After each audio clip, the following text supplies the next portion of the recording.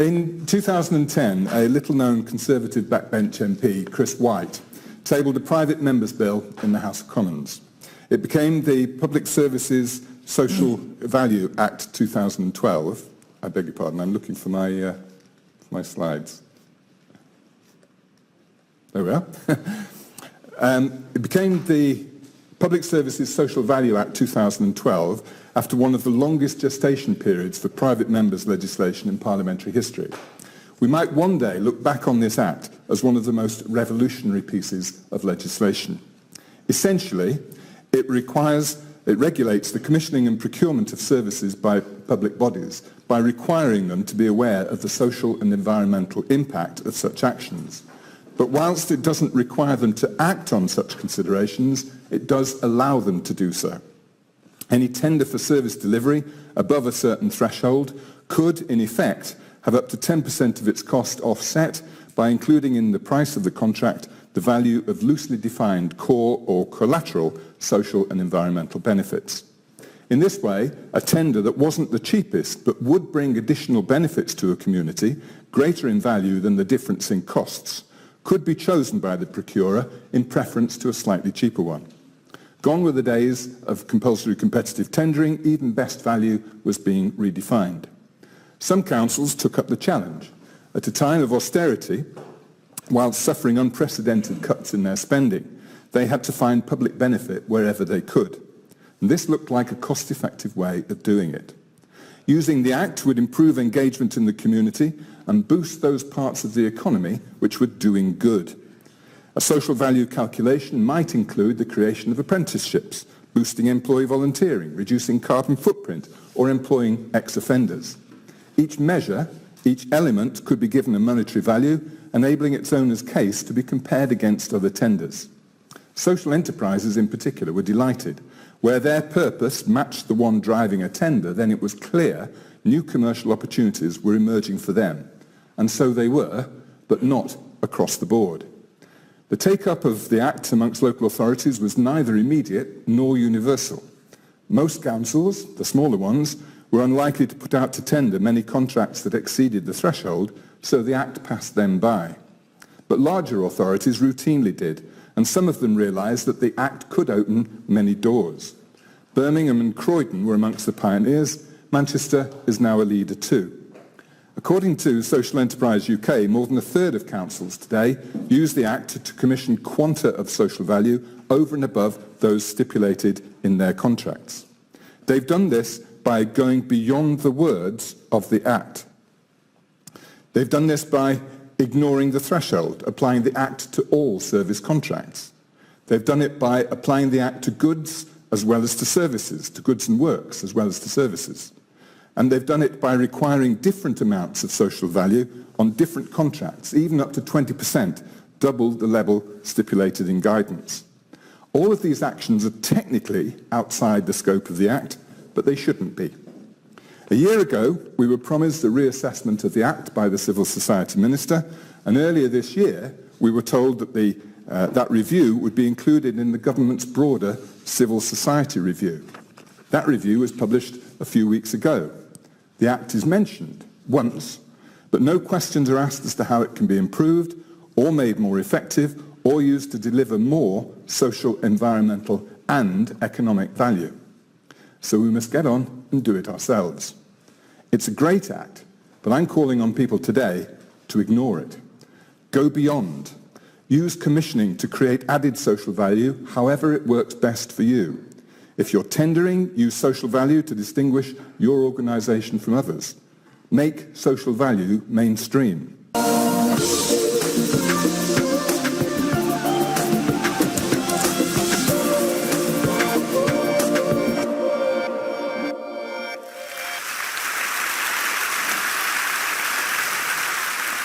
I have a confession to make. Most of my adult life, I have been working because of money and because of prestige. It was not about high moral standards or creating social value. It was about money and it was about prestige.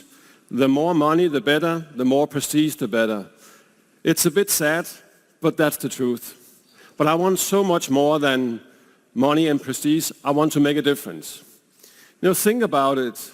We are born as human beings, we are born, we grow up, we live our life, and we die. The same cycle you can apply to companies. They are created, they start, they develop, and eventually many of them dies. So what is the meaning about all of this? What is the meaning about our work life? And what is the meaning about the companies? More than just giving a profit. Some of you here have not even started your working life. And some of you have, just like me, been working for decades.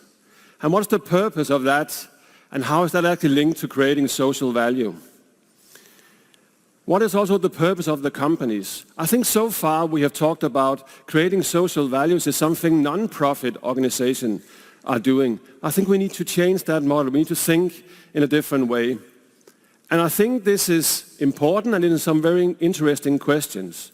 Think about it. We are working more than we have ever done before. For what purpose? And the markets are flooded with services and products. For what purpose? How can you build a company that can last? I think one of the answers here is that we are more clear about our purpose. It's all about, for us as individuals and also the companies, to create economic and social value. And if you think about it, creating economic value is probably, it's a bit obvious for us. As individuals, we need to survive. We need to pay our mortgages, have a vacation once in a while and so on. And the companies also need profit. They need to invest in employees, need to invest in products, and also give something back to the owners. But we need to create a new model, and I see that because of two reasons. First of all is reason number one, and that is we are facing some major challenges in the world. According to the World Health Organization, 2.1 billion people lack access to safe, reliable water every day. Think about it, 2.1 billion people. 4.5 billion people lack access to safely managed sanitation. So when Greta Thunberg, the 16-year-old Swedish climate activist, says to the World Economic Forum, I don't want your hope, I want you to act, I see that as a proof that our model has to change, it has to transition. The reason number two is divided between two things. One thing is the individual part, and the other thing is the company part. What you see here on the screen, that is proven for us. That is things that is actually given to us when we are helping and giving to others. We know from studies that it activates parts of the brain that is associated with pleasure when we are helping and giving. We know when we give back, we are more likely, and when we give something, we're more likely to get it back. We know also when we do social value creation, we build stronger social connection. And that is one of the things that's proven to give us a happy and long life more than anything else. So that's, from an individual perspective, why we should do this. If you look from a company perspective, the business case is very, very good. We need here, a company needs a mission. Why are we here? And that needs to go beyond profit. And that mission should spark a purpose. And that purpose, as I said before, is so important because the purpose, that's where employees and customers will buy into. And also talent. Young people today don't want money and prestige only. They also want to make a difference in the world. That purpose will create engagement in your workforce. That engagement will give more productivity. More productivity is equal to profit. So it's a very good business case in creating social value. And the Edelman Trust Barometer, they confirm that. They say that 73% of us believe that we would rather be in a company that creates both social and economic value.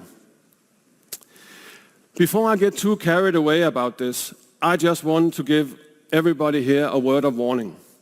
If you hear a TED Talk about social value creation, or you think this is the new black and you want to do this as a leader, and you're not really engaged, you will fail. In order to do so, you need to be sincere, you need to be honest, and this needs to be delivered with integrity. Otherwise, both your employees and your customers will see you're a fake.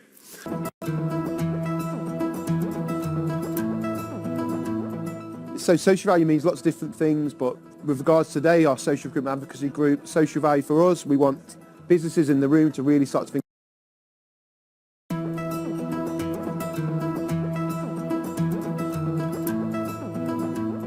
So social value means lots of different things, but with regards to today, our social recruitment advocacy group, social value for us, we want businesses in the room to really start to think about how they can better recruit, retain and develop people that may normally be disadvantaged by society or may face a barrier to employment. So we really want the people in the room to have these meaningful conversations. You can have a look around and we're doing it now.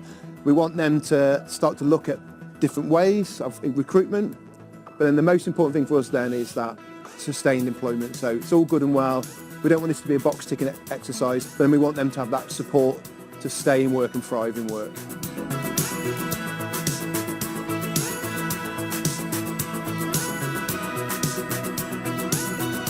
We know this is not easy, so this is what we're here for as a group. We're here to offer that expertise, we're here to offer that advice. And then I think practically then we are starting to use our portal to upload and use online some of these resources that they can refer back to. We'll keep updating them our end, we'll keep making sure they're most relevant and full of most important and impactful research. Really practically is then to use that portal for those recruitment tips and that advice and support.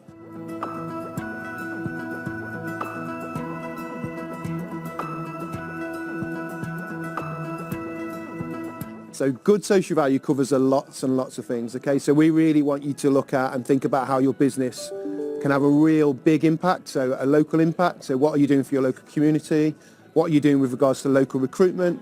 Again, we always link it back to that social recruitment advocacy group. So who are you employing? How are you sustaining them? Real good social value for us is aligned to your business as well. So we don't feel like you have to go off on a crazy tangent. Think about causes that will help your business as well, and that will help your social value thrive.